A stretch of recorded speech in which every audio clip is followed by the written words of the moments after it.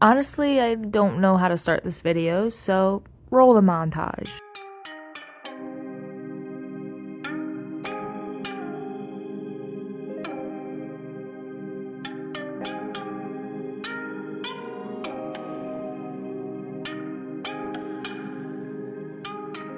Promise Mascot Agency is the name of the game. Open world mascot management crime drama is a concept so out there that it just might be crazy enough to work. Based on the game's brand new 80-minute demo, yeah, it works, and then some. Kaizen Gameworks, known for their fantastic island getaway murder mystery adventure Paradise Killer, is back with a brand new game that has even more weird ideas. I'm going to do my best to summarize what it's all about in this video, but just go do yourself a favor and download the demo too. You play as Michi, an ex-Yakuza member presumed to be dead, who's been forced to pay for whatever he did by revitalizing a crummy mascot agency along with the help of a severed finger named Pinky. The beginning cutscene that presumably sets all this story stuff up wasn't a part of this demo, but we do know that we're supposed to lay low and earn as much money as we can for our family. In this world, mascots aren't just people in costumes. They're a separate species of misfits and weirdos that sometimes have special powers. Good time to point out that a lot of things in Promise Mascot Agency aren't the most logical, so we're just gonna roll with it. After we get our business license and talk things through with Pinky, we get to go out into the rundown town of Kasumachi to try to drum up some interest in our services. The game is split up into visual novel-style dialogue, the main story stuff being voiced by some extremely talented Japanese voice actors.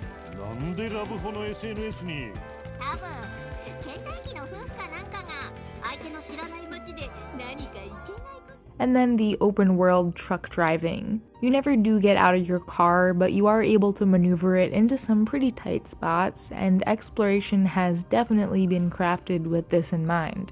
So as the owner of a new business, there's a lot of stuff to juggle. First, there are the employees themselves. Every time you find a new mascot, you have to negotiate a contract with them to ensure that they're happy. Once you talk to potential clients, they'll show up in your job book, and if a mascot is free, then you can send them out on a job. The money will mostly start to trickle in on its own after doing all this setup work, but occasionally your mascots will run into obstacles that you can either choose to help them out with, or ignore and force them to figure out everything for themselves. Fortunately, all these mascot appearances are live streamed, so it's just a matter of jumping on to see what's wrong and playing a few hero cards to save the day. While everyone is out on jobs, you'll be driving around with Pinky, scoping out potential new sites, picking up spare change, chasing down fox spirits, cleaning shrines, you name it. After catching one of these foxes, which was holding a set of blueprints, I was able to upgrade my truck with a special cannon to launch Pinky out of whenever I felt like it. Money well spent. There are lots of open world hijinks to be found, lost items, a series of stamp rally kiosks to fill up your book with. I like the way this exploration portion was done because there's always something new and weird to find around the next corner, and the town is small enough that you can get to know your way around it, but not so big that it's overwhelming. Your main story mission is always clearly marked in case you want to progress the story, though all the other stuff is equally as fun. But the story itself was immediately interesting. Michi is a hardened criminal, but he's also a sweetheart. He's trying his best to hide his true identity, but somehow everyone in town already seems to know exactly who he is.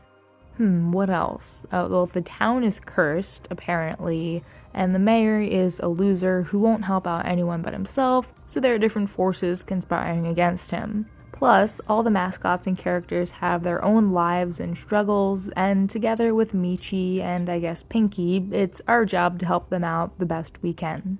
I think that was a pretty good summary of what Promise Mascot Agency is all about. There's definitely a lot thrown at you over the course of 80 minutes, but you can take it all in at your own pace and even replay it to explore different parts of the town. Kind of just one of those things you need to play in order to fully get. The whole thing has this sad, haunted, kind of melancholy vibe, but there's also some hope still to be found in the town of Kasumachi.